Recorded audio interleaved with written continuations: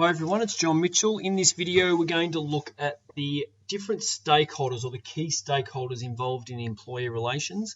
It's important to note that this is not a particular point on the study design. However, as we go along, we're going to be talking or mentioning these types of stakeholders a lot. So I just thought it might be good to do a video to really, I suppose, determine so you know that what these actual stakeholders are. So when I mention a peak union or an employer association, you actually know what I'm talking about.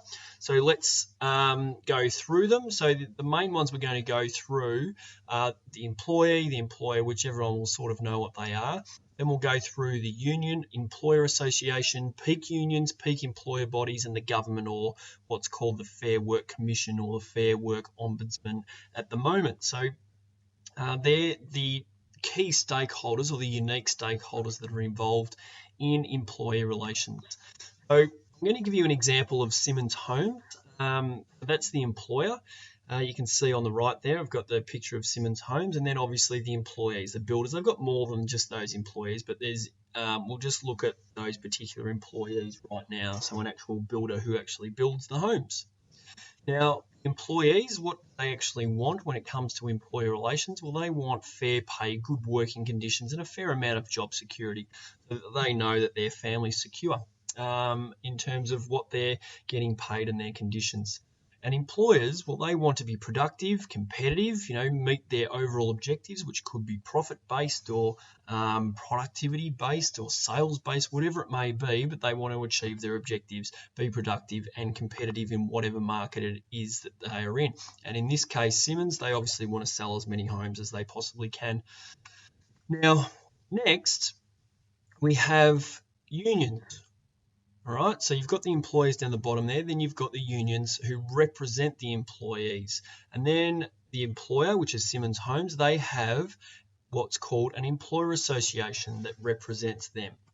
So if we look there, we've got unions, they represent employees in employee relations matters. So if it's negotiating an agreement or resolving some kind of dispute, the employees can call up the union and ask for advice.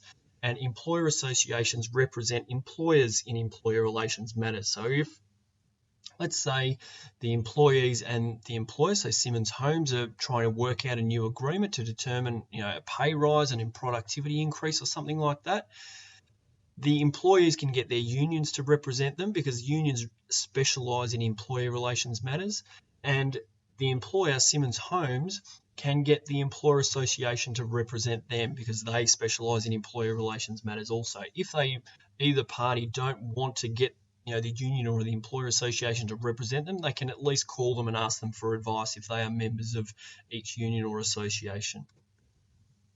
Next in line is what we call peak union bodies and then peak employer bodies.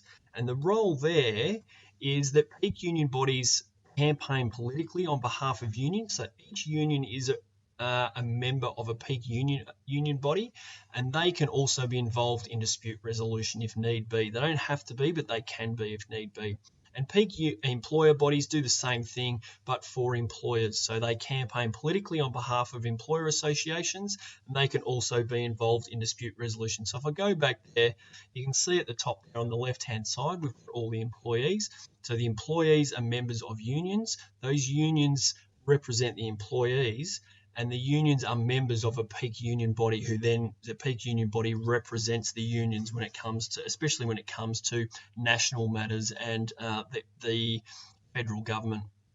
And the exact same thing happens on the right-hand side there, except it's for employers rather than employees.